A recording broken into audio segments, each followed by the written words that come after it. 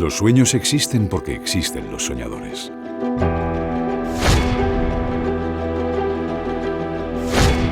En 1904, el empresario Damián Mateu fundó la fábrica de automóviles hispano-suiza junto a un genio de la mecánica, el suizo Marc Birkig.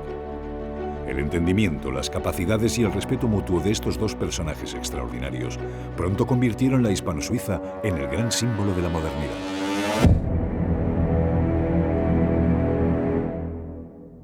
Bajo el impulso de Mateu y Birkig, los automóviles con motor de combustión interna salidos de una pequeña fábrica en Barcelona revolucionaron la incipiente industria automovilística de principios del siglo XX y causaron admiración en todo el mundo.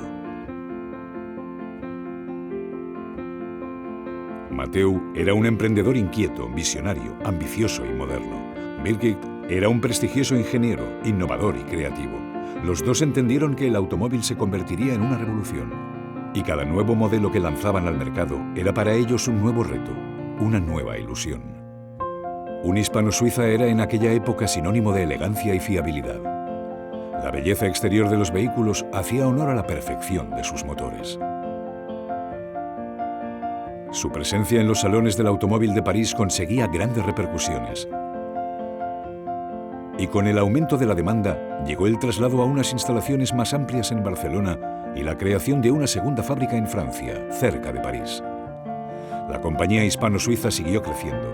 La oferta se amplió con la producción de vehículos industriales, ómnibus, camiones y ambulancias, además de los turismos.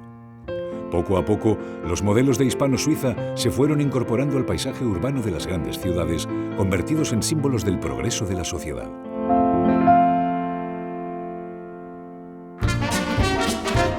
Los hispano-suiza también se popularizaron en las carreras de coches, consiguiendo triunfos en las principales carreras europeas.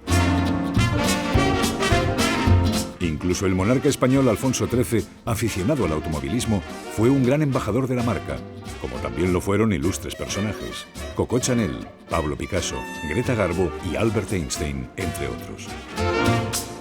En 1914 estalló la Primera Guerra Mundial y la compañía hispano-suiza tuvo que afrontar una etapa decisiva en su desarrollo.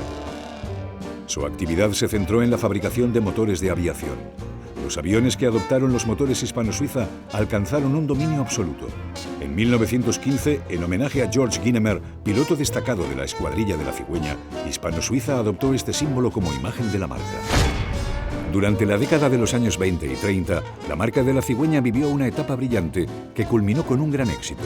El primer trayecto París-Nueva York se llevó a cabo en un avión con motor hispano-suiza. También fue una etapa de traspaso generacional. Miquel Mateu asumió la presidencia de la compañía en 1935, al fallecer su padre y fundador, Damián Mateu. En el año 1972, su nieta Carmen Mateu dio un nuevo impulso a la marca. Hoy, más de 100 años después, el sueño del fundador Damián Mateu sigue intacto. 4 generaciones de la familia Suqué Mateu han preservado el espíritu de la marca. Y en el año 2019, Carmen, un nuevo hispano-suiza 100% eléctrico, circula de nuevo y con él se homenajea a Carmen Mateu. Un vehículo inspirado en el modelo que diseñó el famoso piloto y militar André Dibonnet en 1938 y presentado en el Salón del Automóvil de Ginebra, creado desde la misma sensibilidad, solidez y ambición de los primeros hispano-suiza.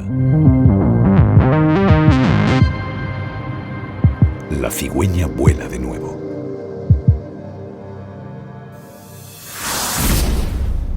Hispano-suiza.